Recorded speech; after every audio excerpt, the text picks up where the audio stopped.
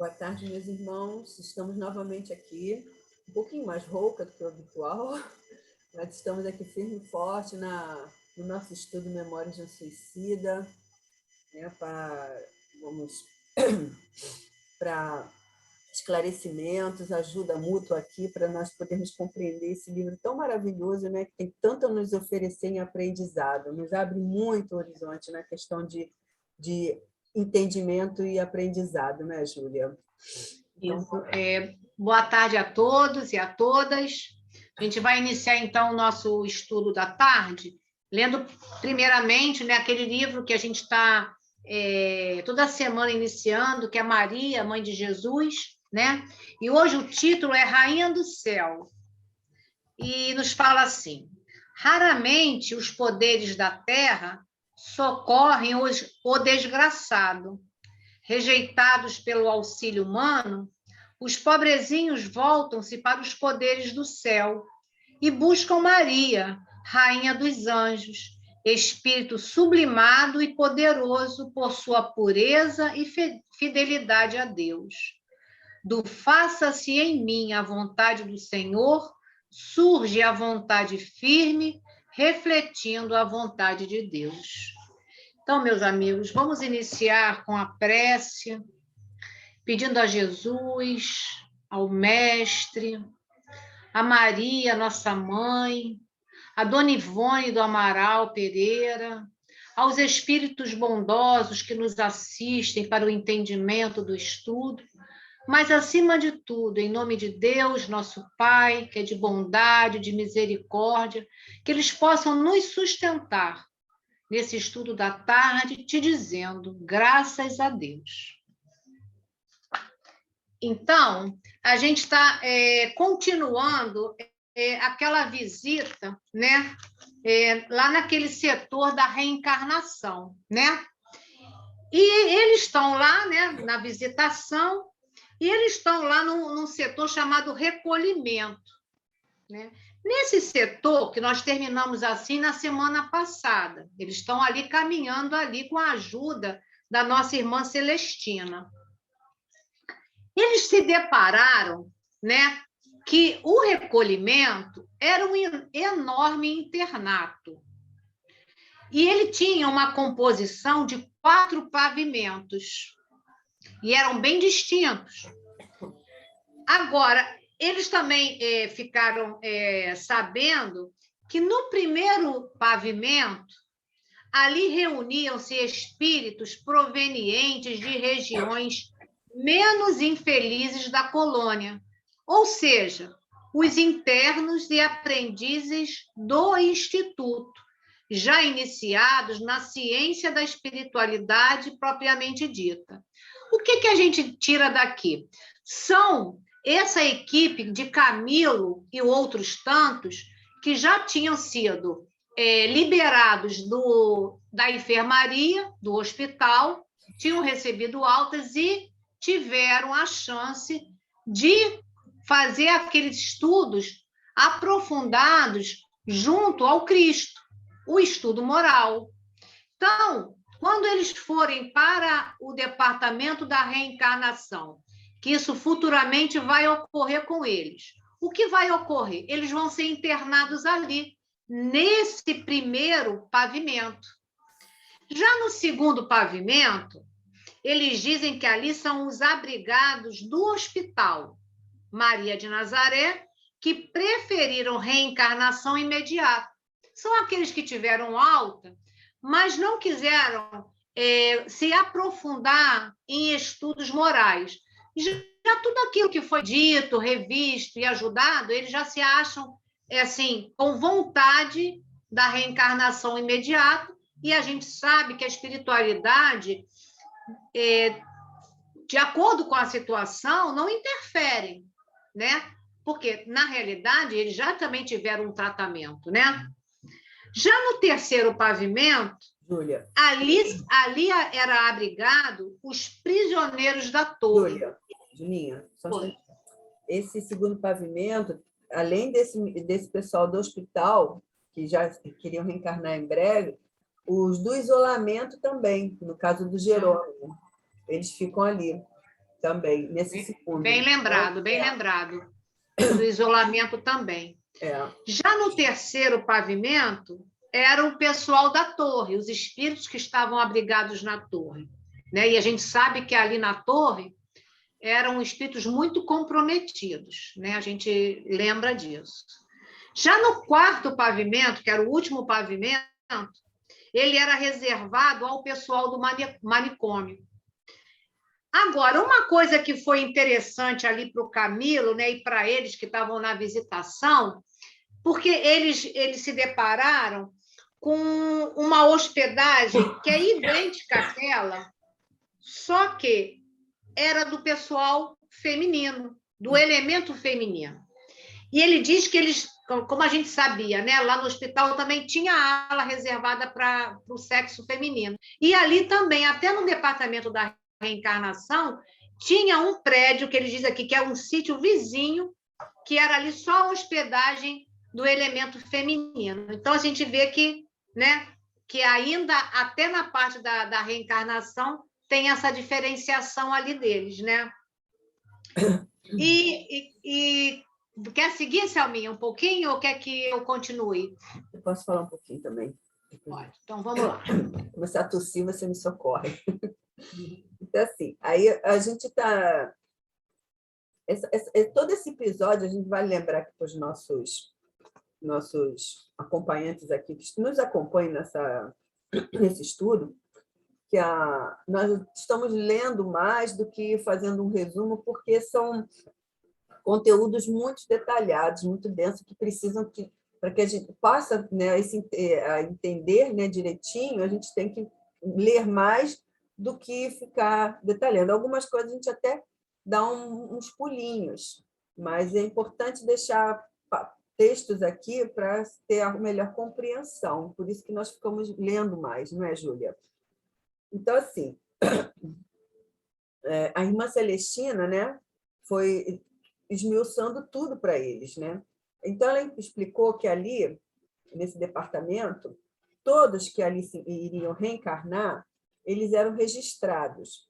Então, tinha o nome, o local onde renasceria, a data do acontecimento, o nome dos pais, o período que deveria passar investido da existência planetária, etc., etc. Tudo em torno dele ficava modelarmente arquivado.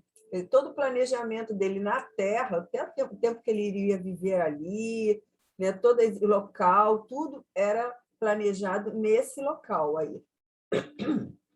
Então, aqui ela continua dizendo que os internos eles viviam irmanados por idênticas preocupações, orientados pelos assistentes incansáveis, que tudo tentavam a fim de vê-los vitoriosos nas pelejas dos testemunhos, né, das lides terrenas. Tudo eles faziam lá para esclarecer e deixá-los mais confortáveis possíveis, né, porque era uma situação ali também um pouco bastante ansiosa da parte deles, havia uma ansiedade muito grande, né, de tudo ali que eles iriam, né, vivenciar. Mas o comprometimento daqueles irmãos ali era muito grande para que eles não falhassem. Eles faziam de tudo para que esses réprobos não falhassem nos seus propósitos, né, de reencarnação. Ele diz aqui assim, os gabinetes de análises, onde eram submetidos à melindrosa intervenção já descrita, as sessões de programação das recapitulações e de pesquisas, seria o recolhimento, o ponto de retorno, para onde convergiriam todos até o término dos preparativos e para onde gravitariam mais tarde, quando extinguida a existência corporal, para que então se preparavam. Quer dizer, eles sairiam dali, não é, Júlia? E depois que cumprisse tudo na Terra, lá eles retornariam. Explica então, isso. Só colocando aqui, quer dizer, a gente viu que eram 6 setores dentro do departamento da reencarnação. Isso. Todos eles não tinham acesso à visitação a 2 deles, a da análise e do laboratório. Mas quando eles fossem internados ali, né, de acordo com a situação, cada um num pavimento, eles iriam passar por todos esses departamentos, todos. Agora, o que a Celestina fez de observação para eles? O último departamento para vocês saírem daqui para a reencarnação seria o recolhimento.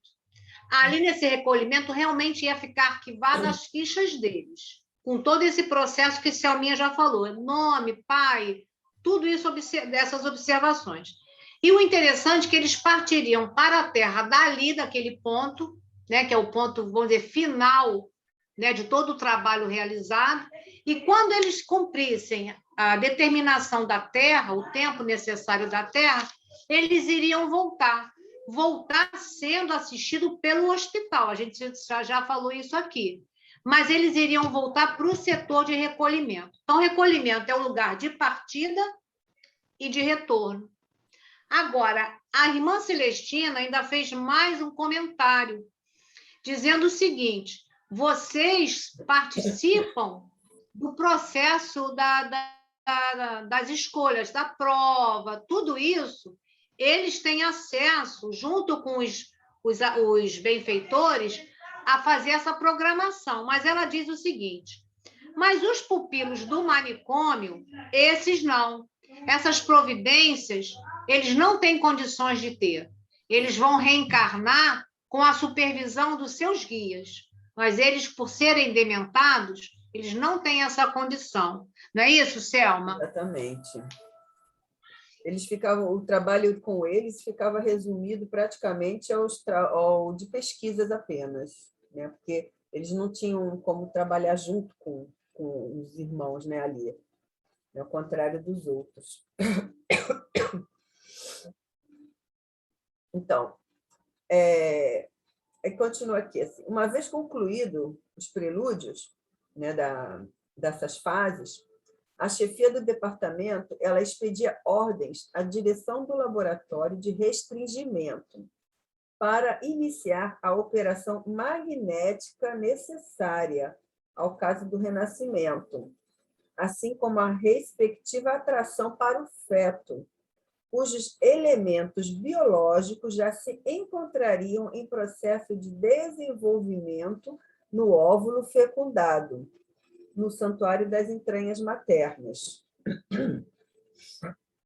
as quais mais não fariam do que o prosseguimento do mesmo laboratório, uma como dependência temporária ou de emergência, do departamento de reencarnação, sujeita à vigilância dos técnicos, né, os técnicos incumbidos desses serviços, e dos guias missionários do espírito que fica ali, né, que é o constrangido e restringido em suas vibrações normais, e modelando o corpo à proporção que se adiantava o fenômeno da gestação. Quer dizer, todo esse processo da gestação que liga o espírito ao feto, uma ligação magnética, na verdade, que liga a mãe, né? O feto ele é preparado desde a fecundação com elementos biológicos que correspondem à necessidade daquele espírito que vai reencarnar ali, naquele corpo, né? Então, tudo isso é planejado para que aquele espírito venha naquele corpo, de acordo com o que ele precisa, e ele fica ligado magneticamente, ele diz aqui, é uma operação magnética, à mãe, né, que já está ligada ao feto. E aí o que acontece? Ele vai dizer, e o processo é lento, de acordo com a evolução da gestação. Conforme a gestação vai se adiantando, o processo dele ele vai se desligando, vamos dizer assim, mais daquele momento que ele está ali, naquele mundinho que ele está ali, né, naquele departamento, para ficar mais ligado à terra, né, no caso, à mãe, né, e ao seu corpo ali da gestação. Aí ela diz aqui que explicaram que o molde ideal para definir a forma desse feto em elaboração seria justamente o corpo astral, ou seja, o perispírito, o que amplamente ao nosso entendimento esclareceu quanto ao que viria a ser o futuro corpo que ocuparíamos, estruturado sob o magnetismo doentio de vibrações oriundas de grandes desgraçados que eles são. Né? Então, isso aí eles já sabiam. Quer dizer, o perispírito já carrega aquela impressão, toda aquela da situação do suicídio e a questão até do sentimento deles de reparação, né? Como o caso do Mário, que se vê sem as mãos, né? E outros, cada um com a sua penitência, né? Ali, vamos dizer assim, com a sua deficiência da questão do suicídio. Então, isso já está implantado no perispírito, ele já sabe que aquilo já vai estar moldado no corpo daquela criança ali que vai ser gerada, que eles vão estar ali habitando no futuro. Não é isso, Julinha? Sim, Selma. E esses espíritos, esses técnicos, né, que são incumbidos desse serviço, eles fazem isso, eles já fazem esse tratamento magnético, até nos réprobos, né?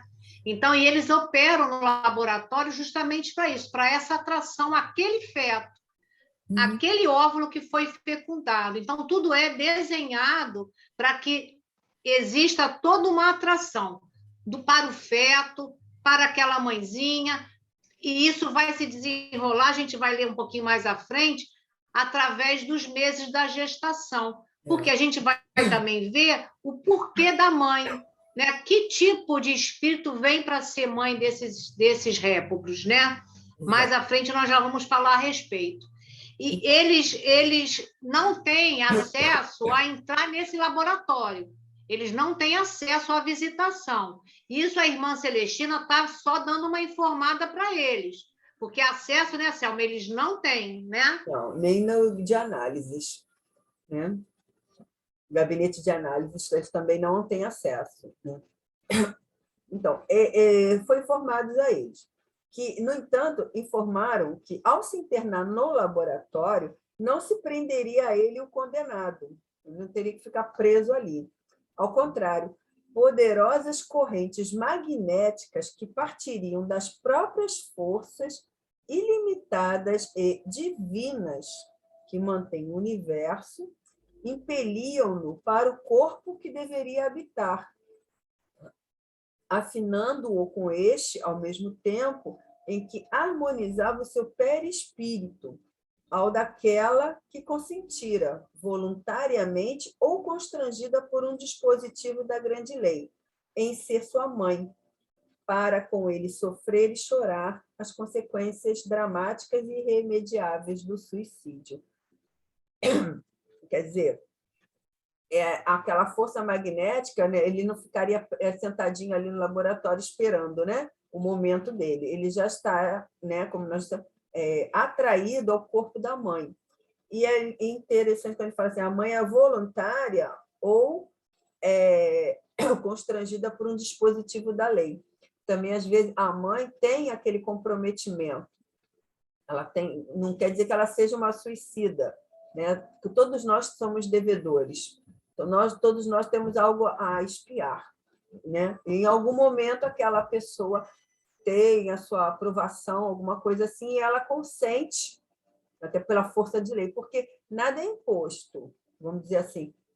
Todos têm o livre-arbítrio. Quando fala voluntária, é porque é solicitado, permite. Você quer ser? É assim que é falado, tá? Isso tudo é programado previamente antes da reencarnação. Sim, Selma. E essa mãe constrangida é aquela que os espíritos dizem: olha, para você vencer com mais rapidez as suas problemáticas, você aceita um espírito dessa natureza, onde vai ter grandes sofrimentos e choros? Muitas. Travou.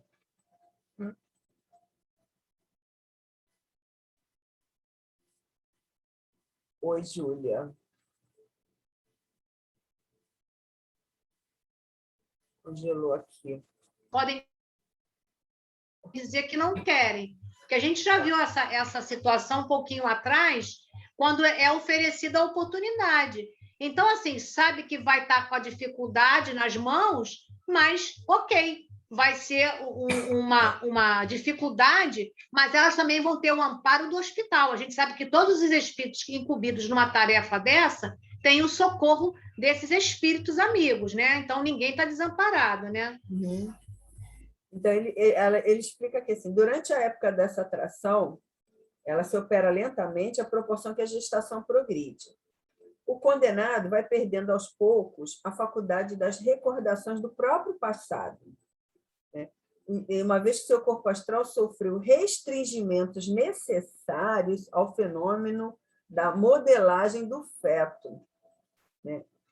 Coisa que se verifica também graças ao auxílio magnético e vibratório dos psiquistas também, né? Os psiquistas afetos ali a esse certame, né? Sobre a vontade e sobre as vibrações mentais do paciente. Tudo isso aí vai sendo comprimido, né? Ele fala restringido, né? E ele vai perdendo essa recordação, né? Daquilo que, quanto mais ele vai chegando o período próximo da gestação finalizada, ele vai perdendo essas lembranças. É que a proporção que se adianta o estado de gestação, suas vibrações mais e mais se comprimindo, vão calcando muito profundamente na organização astral as lembranças, as recordações, as impressões vivazes dos dramas dolorosos por eles vividos no passado, produzindo-se, então, o esquecimento, né? Imposto ainda pelo acréscimo da misericórdia divina, né? Do legislador do Supremo. Eles explicam que, assim, conduído das desgraças que adviram, se os homens pudessem recordar livremente os verdadeiros motivos por que nascem na Terra em condições lastimosas, muitas vezes lutando e chorando do berço ao túmulo. Esse esquecimento, que é uma bênção divina, justamente para nos poupar das lembranças dolorosas, né, dos nossos erros pretéritos, né? Imagina principalmente a questão do suicida, não é? É muito grave isso. Suicida e criminoso, isso é uma situação muito delicada, muito difícil realmente, às vezes, para a pessoa que não está moralmente preparada para ter esse tipo de conhecimento, né? E por isso, Selma, é que existe a necessidade desses psiquistas fazendo esse trabalho dessas vibrações muito pesadas que esses espíritos trazem, até para aquela organização do feto junto à mãe. Então, é um trabalho muito grandioso desses espíritos, porque eles precisam do esquecimento, mas eles trazem uma vibração muito complicada, né? Então, por isso que eles dizem que vão comprimindo isso tudo naquela organização astral. Quer dizer, é uma situação bem importante para nós aqui no nosso entendimento, né? A gente vai vendo a misericórdia do Pai atuando para todos nós, indistintamente. E a irmã Celestina ainda traz aqui que quando eles entram ali naquele laboratório, então, todo esse setor ali onde vai fazer todo esse trabalho, eles têm um sentimento de agonia. É isso que a Selma nos falou ainda há pouco, né? Eles estão sempre muito angustiados. E a Selminha vai trazer aí para a gente a respeito disso. Ela diz aqui que, ao entrar ali, inicia-se inicia-se em seu amargurado ser como estado pré-agônico, fácil de ser compreendido em virtude do constrangimento que sofrem todas as suas faculdades, a sua mente, as suas vibrações. Então, tal estado é muito penoso para qualquer espírito, torna-se odioso a um suicida, dado que sua organização astral se encontra angustiosamente abalada com o choque sofrido pela violência nele operada pelo suicídio, que ainda é muito pior para ele, né? Isso só será aliviado anos mais tarde, né, quando se verifica o desenlace natural e lento das cadeias magnéticas que o prendem ao corpo. Ainda tem que passar muito tempo ainda para que ele se desprenda dele, dessa condição de suicida, no caso, né? Então, diz aqui, ao qual ele começa assim, a estar ligado desde a intervenção no laboratório, que é esse estado aqui que depois vai ser desligado aos poucos conforme o desenlace natural. E ela diz aqui assim, que toda epopeia digna de uma criação divina será facilitada em seu cumprimento e suavizada em suas perspectivas quando o paciente demonstrar arrependimento sincero pelo mal passado, que andou vivendo, e de boa vontade e humildade para reparar erros cometidos, progredir em busca das aprovações dignificantes da consciência. Isso é a questão que ainda o auxilia ainda mais, quando ele se coloca na condição de arrependido sincero, não é? Sua vontade se tornará maleável sob a ação protetora dos guias desvelados. Todos os esforços empregarão a fim de levá-lo a sair vitorioso e reabilitado desse feio enredo de quedas e delitos, né, contra a lei do Todo-Poderoso. Tudo é feito para que eles, como nós já falamos, né, tudo é feito para que eles não falhem. Toda ajuda é dispensada a eles para que eles consigam ter essa existência na Terra com êxito, para que eles saiam dessa condição, né, dessas amarras de suicida que eles carregam, né? Então, aí, quer dizer, eles passaram assim pelas dependências, sempre obtendo essas informações de Irmã Celestina, Aura de Rosália, né? E chegaram no reservado a programação de recapitulações, né, que ela já tinha sido descrita antes, não é? Acrescentando aqui, que ele fala assim, acrescentando apenas que ao ingressarmos no edifício daquela sessão, fomos colhidos por agradável surpresa.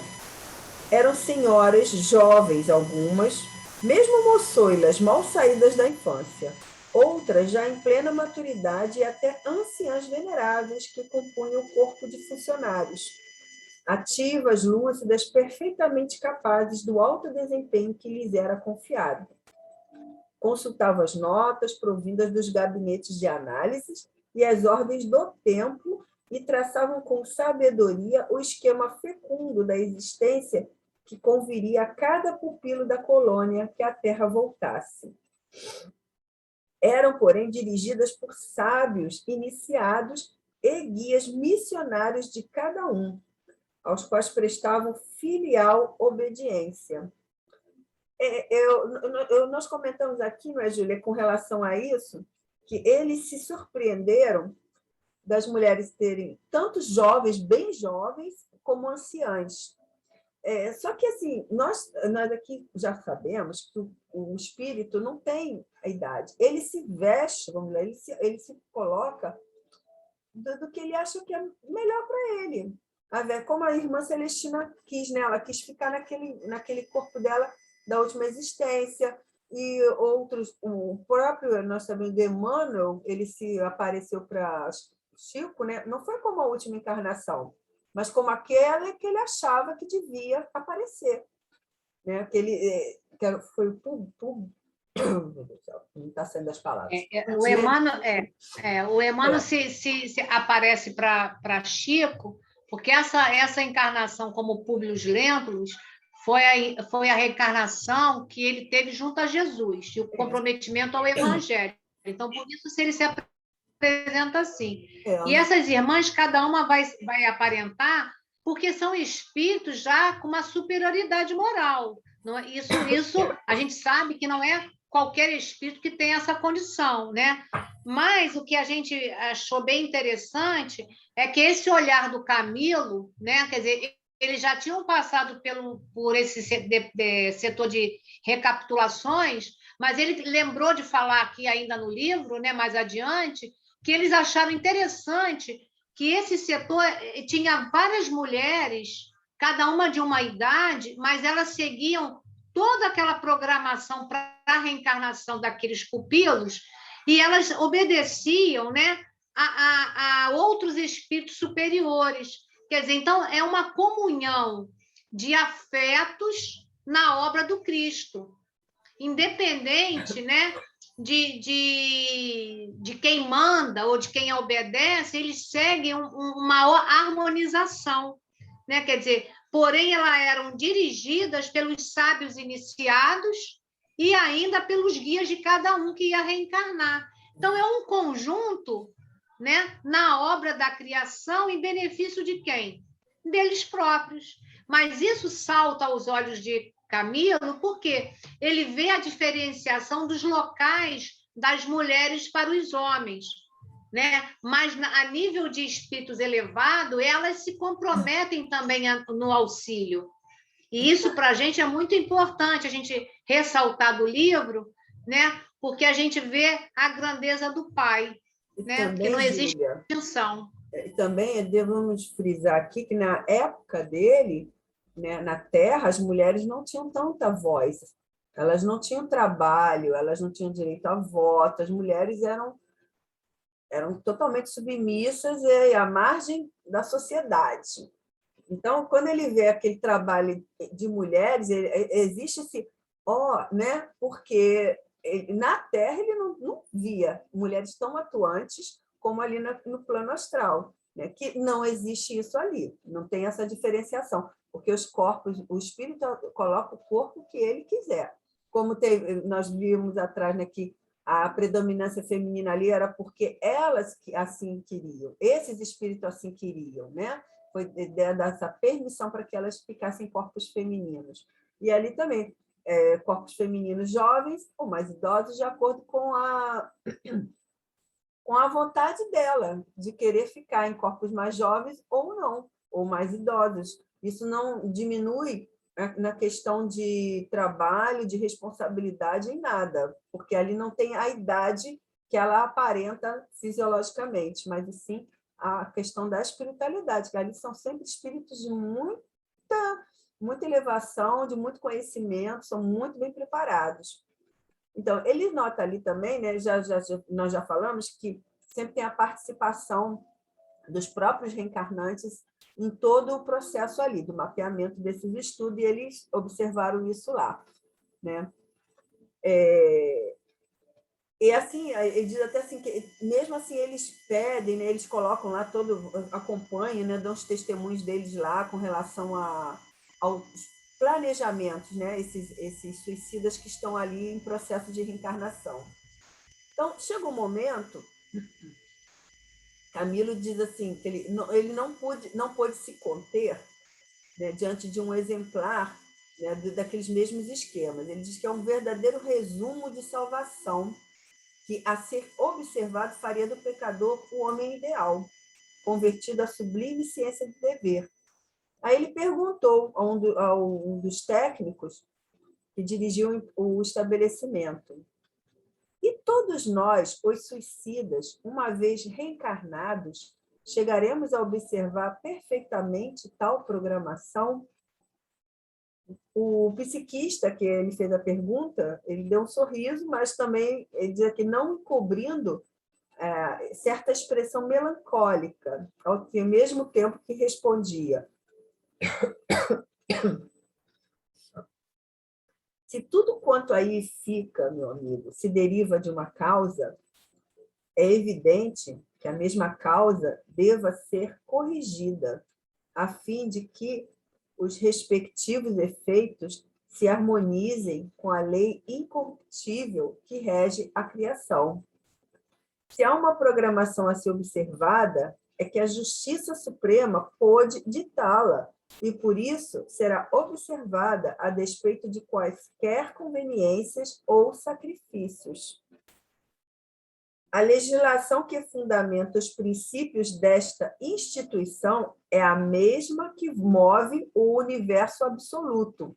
Ou seja, não tem distinção para quem é suicida e para quem não é. A lei é absoluta para todos. Ela age da mesma forma. Ela não faz diferenciação para ninguém. Daí, o serem as nossas determinações de acordo com a mais perfeita equanimidade, ou seja, ou constância, né? O que equivale dizer que não será possível o deixar de ser rigorosamente cumprida pelo penitente uma programação destas, aliás, se ela existe, é porque o próprio paciente a originou, com as causas que forneceu com o seu mal proceder. Ela, pois, existe com ele. Quer falar alguma coisa, Julinha? Tranquilo aí? Porque, assim, o Camilo, naquele momento, ele está de frente ali para um trabalho desse, né, gigante, né, da reencarnação, né, ele diz que está em frente a um exemplar, né, e aí ele fica interessado nessa tal programação, né, só que a programação, como você está dizendo ali, existe a programação porque é uma causa e efeito, né, e aquilo está impregnado neles, a necessidade de fazer uma programação para voltar e cumprir a lei, que é uma lei de justiça. A gente sabe que tem a misericórdia do esquecimento, tem a misericórdia de ver qual tipo de expiação eles vêm para cumprir, para não sair falidos novamente. Agora, a programação tem que ser cumprida, uma vez estabelecida, né? Que não tem favoritismo de ninguém. Nem ali dentro daquela colônia, no departamento, nem fora. O universo, a lei é única, que a lei é a lei de Deus. Né? É isso aí, mas vamos seguir aí. Ele diz, está nele tomando parte na sua personalidade. Quer dizer, toda essa situação da causa, né? Ele está explicando aqui, esse psiquista. Aliás, ele pode observá-la para isso todas as possibilidades. Nem sempre, porém, o faz. Será porque se deixou novamente desviar de boa rota. Então, adquirirá novas responsabilidades e repetirá 2, 3, 4 romagens planetárias para que possa pagar até o último centil. Nós já ouvimos isso, né? Os débitos que haja adquirido para com a suprema lei, segundo a advertência do mestre. Então, Selma, ele tem todas as possibilidades dadas na programação para que ele possa cumprir a tarefa na Terra e sair com essa situação melhorada. Agora, como a gente tem livre-arbítrio, segue-se a programação. Agora, se errar novamente, o que vai ocorrer? Vai ter que passar 2, 3, 4, 5 reencarnações até se acertar com a lei. Agora, o que vai acontecendo com isso?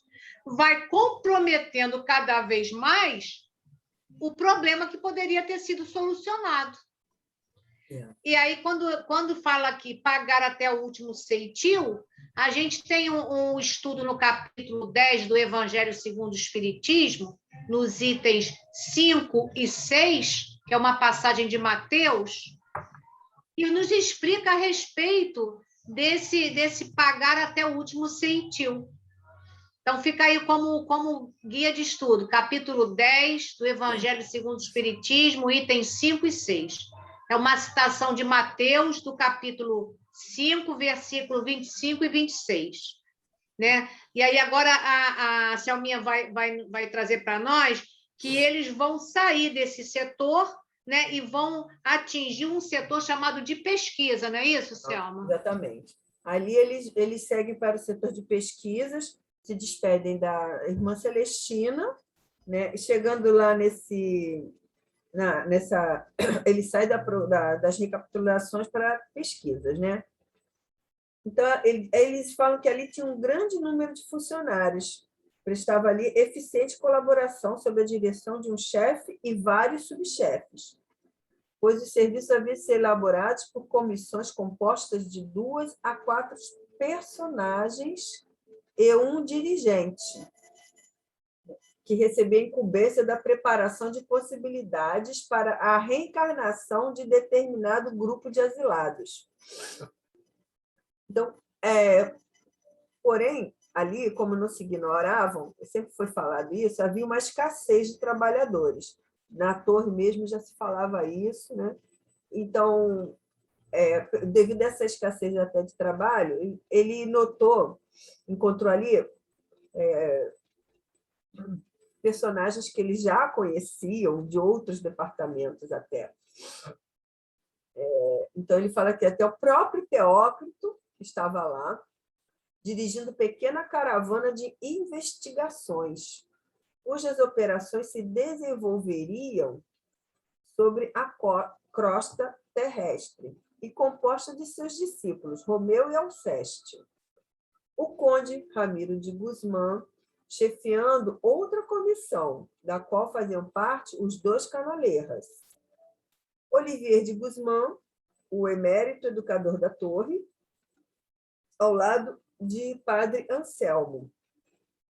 E irmão João, o nosso irmão João do Manicômio, né? Venerável no seu porte impressionante de oriental.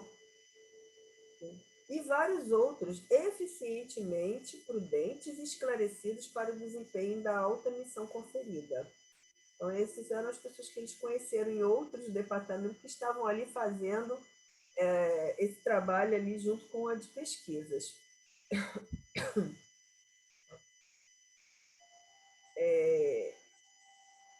Deixa eu ver aqui. Hein, Selma? O que ele também nota, né? Que esses irmãos que estão ali fazendo uma dupla jornada, vamos dizer assim, né? Atuando para o desempenho ali da reencarnação deles, né? Quer dizer, futura reencarnação deles, mas eles estão ali na visita. Eles reconheciam, eles tinham essa consciência, que é muito interessante, né? Que a benevolência desses servos do meigo nazareno, que tanto amavam, é que ele via que isso era uma coisa muito grande desses espíritos, essa benevolência. Quer dizer, de estar atuando em vários setores comprometidos com o Mestre Jesus, ajudando esses réprobos para que eles pudessem voltar na reencarnação e darem certo. Então, ele fala aqui, né? E esses espíritos todos, ele faz até uma comparação com Cristo, eles se diminuíam, né? As próprias vibrações, eles se materializavam, né? Tornando-se densos, quase humanizados, no intuito de servirem a causa esposada por aquele mestre. Então, ele diz aqui que esses espíritos, né, por ser tão benevolentes e atuar na seara do mestre, eles precisavam se materializar praticamente, né, o corpo assim, mais denso. Por quê? Porque eles estavam atuando ali junto a esses suicidas.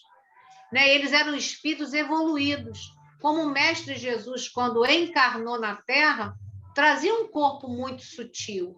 E ele não veio por amor à causa, por amor a nós, para nos ajudar. Assim eram esses irmãos que atuavam naqueles setores, também os espíritos de escola, que precisavam se diminuírem a nível de vibrações, né? se adensando para que pudessem fazer esse trabalho do Mestre Jesus. Né? Então, eles dizem aqui mais adiante que era uma demonstração muito grande de fraternidade. Então, benevolentes, fraternos, junto à causa do Mestre. Né? E daí ele assim, tem essa gratidão, principalmente ao Teócrito, que ele era o dirigente de toda a colônia espiritual, né? Agora, fizeram aqui uma pergunta para o irmão Teócrito. Essa pergunta vem evidentemente, através desses irmãos que estão na visita. E aí a Selminha vai ler para a gente aí quem foi esse que fez essas perguntas aí, né, Selma? Na verdade, o irmão Teócrito ele se aproximou a eles e ele fez a pergunta, né, que é quem responde ao nosso queridíssimo lá. Ele fez assim, ele faz essa colocação assim: segundo o que venho observando, meus amigos, tendes aproveitado bastante das instruções que vos têm sido ministradas. Estou informado do vosso interesse por tudo, o que a mim causa excelente impressão. Por prenunciar modificações compensadoras em vossas resoluções e necessariamente em vossos destinos. Quer dizer, todo o interesse deles afetariam na vinda deles à Terra, afetaria realmente no destino deles. Ele pergunta assim: que deduzes do quanto até agora observastes? E quem responde a ele é o meu queridíssimo Belarmino de Queiroz de Souza, que se fez portador, né, dessa resposta, assim, em nome, eu acho que até em nome de todos, mas ele falou por ele. Ele diz assim: deduzimos eminentíssimo irmão, que se nos fora dado conhecer estas coisas quando homens, seria mais que provável termos evitado o suicídio, conduzindo-nos por sistemas opostos ao que nos perderam. Quanto a mim, particularmente, entendo que serei forte para as consequências que terei de encarar destino afora, até cobrir os déficits que me mancharam a consciência. Sinto-me outro homem, ou seja, um outro espírito. Acenderam-se em mim, em meu ser, fachos de esperanças inapagáveis que me fortalecem e reanimam, induzindo-me a partir em busca do futuro, seja qual for. Saber positivamente que existo, que sou, que serei, convencendo-me de que nenhum só dos meus afetos mais santos, de minhas aspirações, meus ideais, assim como dois esforços empregados para o enriquecimento dos meus cabedais intelectuais e morais, se perderão jamais. Desculpa, gente. Ele sabe que mesmo com a morte, ele não vai perder nada disso. Que em outras épocas ele julgava, né, que seria um ponto final para aquilo. Então, certo de que a eternidade é minha sublime herança, né, e de que devereis alcançar a sucessão dos séculos, progredindo incessantemente, enriquecendo minhas faculdades com atributos que me levarão a atingir honrosamente planos magníficos da espiritualidade, como a conquista de mim mesmo para a realização do ideal divino. Ele diz que ele continua aqui, que para ele é uma felicidade arrebatadora que fará escurecer sacrifícios e lágrimas, né? Domar fadigas e encarar todas as consequências delituosas do passado, para só se ocupar da conquista do futuro.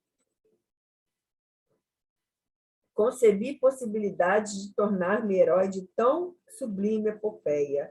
Estou disposto a lutar e sofrer, para aprender, realizar e vencer. Sei o que me aguarda no embate das existências que sucederão no meu trajeto. Sei que horas amargas hão de sacudir-me a alma, nos séculos que se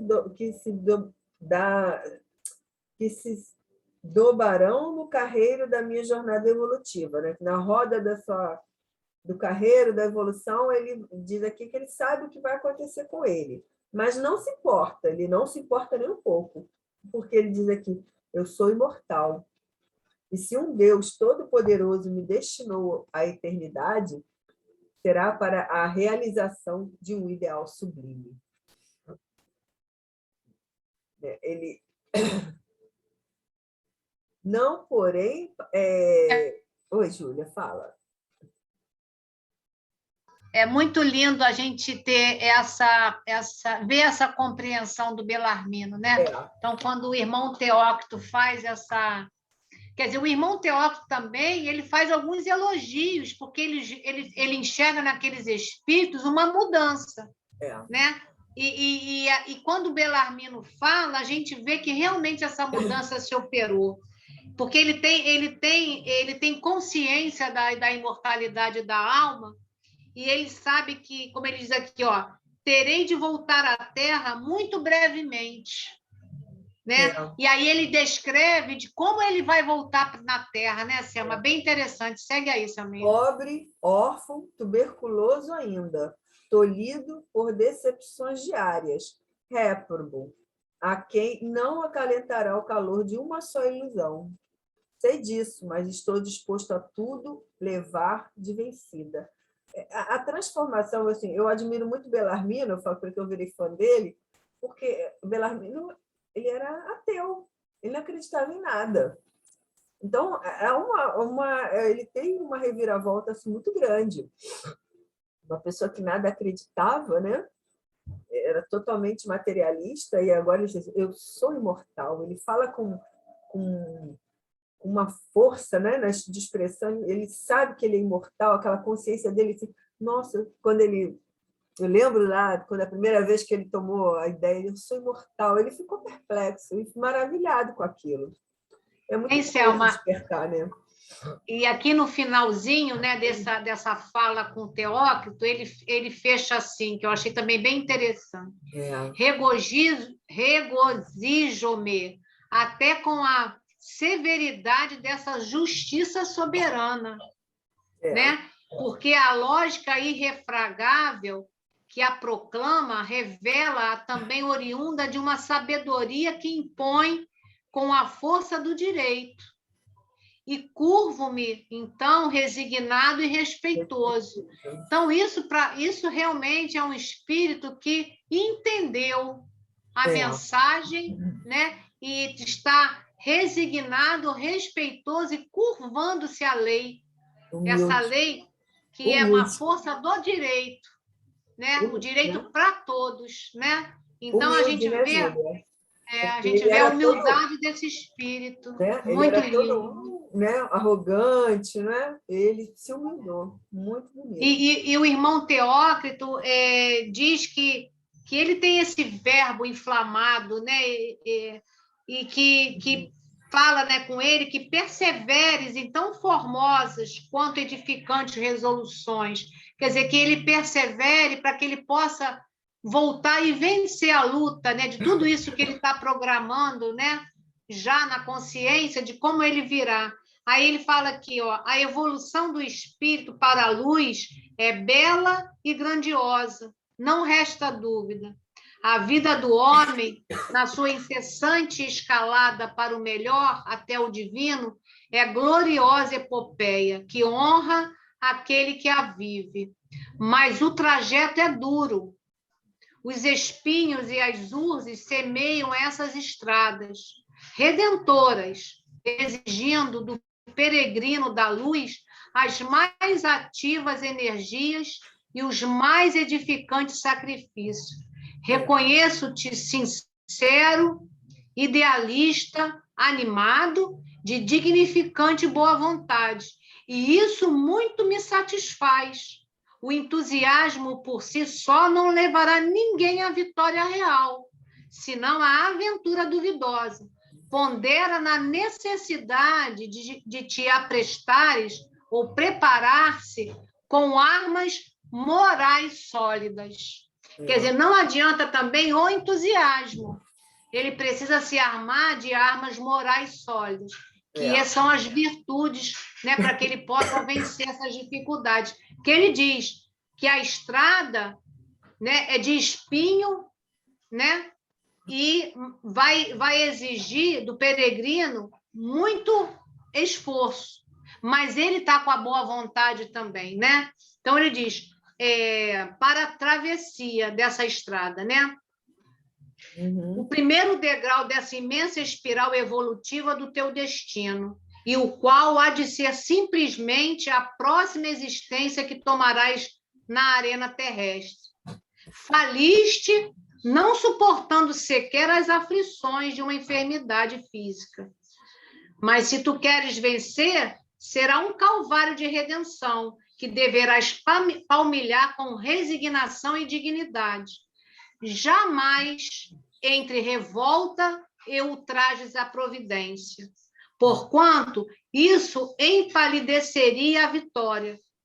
Se não a anulasse, será necessário algo mais do que o entusiasmo. E ele disse, o algo mais será as armas morais sólidas. Então, aqui tem todo esse incentivo do irmão Teócrito a esse espírito. E ele reconhece ele já muito modificado. Mas não adianta entusiasmo. A necessidade ali seria o quê? Para atravessar essa estrada da redenção. Essas armas que eles já estão se preparando também junto ao Evangelho de Jesus, né? E agora a gente vai fazer um resuminho, porque o Mário Sobral também vai entrar nesses questionamentos aqui, né, Selma? O Mário, ele chega, pede uma palavra ao irmão Teócrito, não é? E pergunta assim, ele quer saber... Como é que é? Ele deseja tomar uma resolução, mas precisa de auxílio, de orientação. Então, ele queria saber quem é o responsável, né, por ele, no caso, né, naquela colônia correcional que ele se vê internado. E o irmão Teócrito, sou eu mesmo, Mário.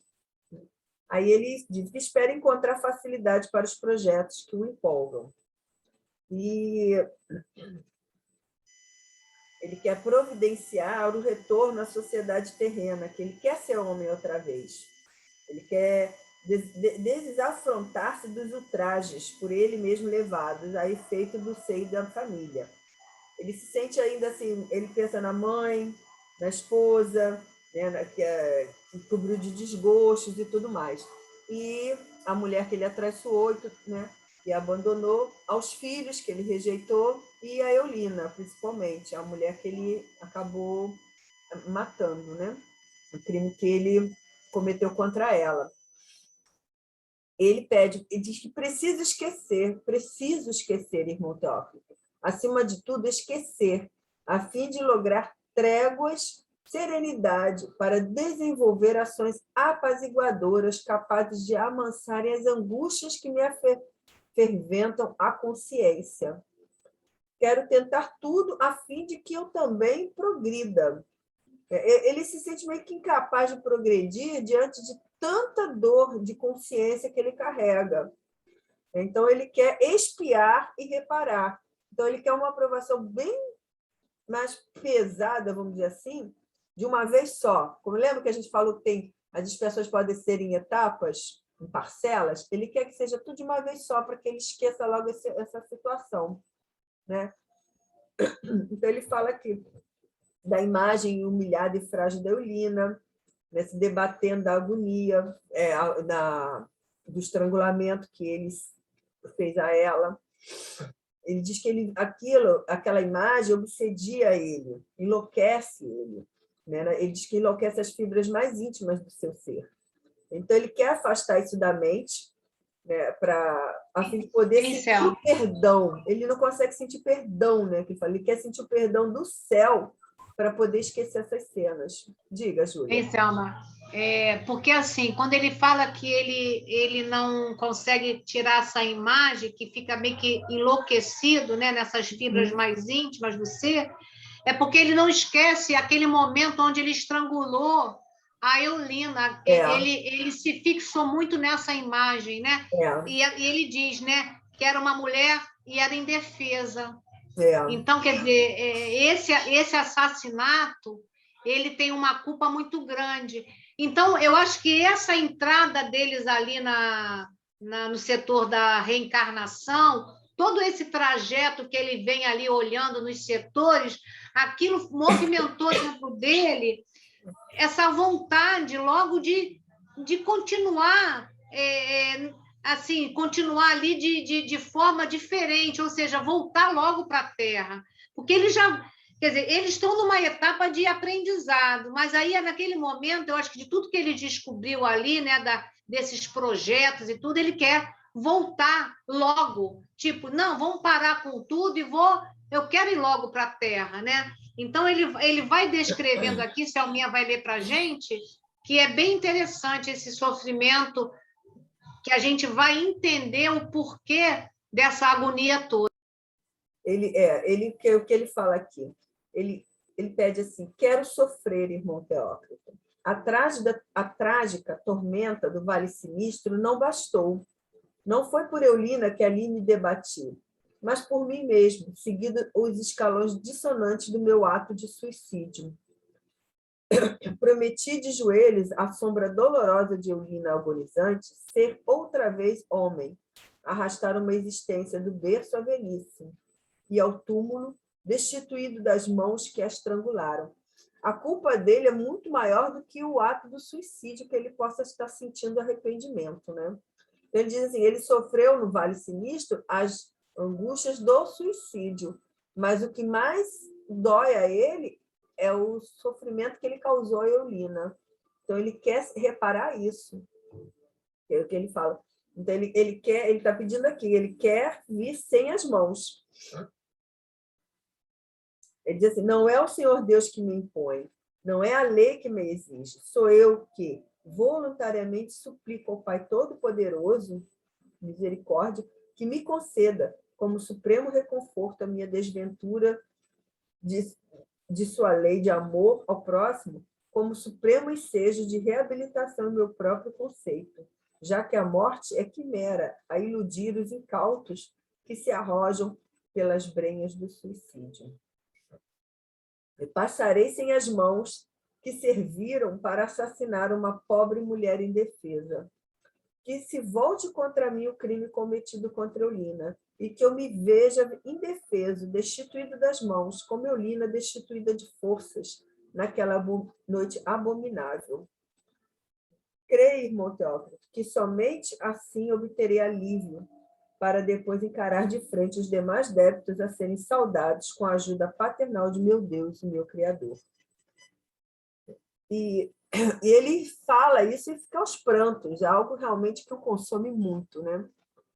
E o irmão Teócrito ainda pergunta a ele assim: já refletiste maduramente na extensão das responsabilidades que arrostarás com semelhante reencarnação, meu pobre Mário? Já, irmão Teócrito. Sim, reconheço-te sincero e forte para o resgate, plenamente arrependido do passado culposo. Realmente, esse será o recurso aconselhável para o teu caso, medida drástica que te moverá com muito menor morosidade a reabilitação honrosa que de ti exige a consciência. Que ele fala, a reabilitação dele será mais rápida, né? Ele fala menor morosidade. Aqui é porque ele vai fazer de uma vez só. Ele pondera, no entanto, que foste também suicida. E, por isso, necessariamente, as condições precárias em que se encontra a tua presente organização, teu envoltório fluídico, modelador, que será da tua futura estruturação carnal, levar-te-á a receberes, com o renascimento, um corpo enfermo, debilitado por achaques irreparáveis no plano objetivo ou terreno. Eu desejo, Teócrito. É isso, Alminha, só antes de você continuar aí, a gente vai fazer uma observação. O irmão Teócrito está dizendo o seguinte: você está querendo ir sem as mãos para reparar essa situação junto ao que você causou a Eulina. Ele precisa disso, né? Ele tem consciência disso, que ele vai conseguir vir sem as duas mãos. Mas aí o Teócrito chama atenção, pondera, porque, além disso, você já traz a consequência, na hora ali da ligação com o feto, um corpo deficiente, problemático. pela causa do suicídio. Então, vai somar o sem as mãos um corpo com dificuldade proveniente do choque violento do suicídio. E a gente vai lembrar aqui que ele se enforcou, né? Então, segue aí, Selminha. E ele diz aqui, eu o desejo, irmão Teócrito, tudo ser-me-á preferível ao suplício desse remorso que me mantém agrilhoado ao inferno que se alastrou por minha alma. Ao menos como homem, quando tudo me faltar para só as desgraças me flagelarem, terei um consolo qual a misericórdia do todo-generoso Pai concederá como esmola suprema a minha irremediável situação, o esquecimento. E o irmão Teócrito, claro, né, conduído, né, prometeu interessar-se imediatamente pela sua pretensão, acrescentando paternalmente a ele: no momento que se concluam as instruções que vos temos propiciado, visita-me no meu departamento, Mário, a fim de estabelecermos entendimentos para os preparativos de tão melindrosas realizações. Em seguida, convidou-nos a tomar parte na comitiva, e, sob seus cuidados, buscaria pesquisar meios para a reencarnação já ordenada e programada de alguns pupilos seus, os quais se submeteriam à terapêutica por excelência, ainda sob sua vigilância, muito embora vários deles já se não encontrassem dependentes do Hospital de Maria de Nazaré. Iríamos, no entanto, como simples observadores, vistos nossas condições não permitirem colaboração de qualquer natureza. Lembrando aqui que ele, como réprobos, ainda são inferiores moralmente, não tem condições de ajudar ninguém, porque eles carregam as próprias mazelas, tá? Hein, Selma? Esse convite que o irmão Teócrito faz para eles ali, que eles estão naquela visitação.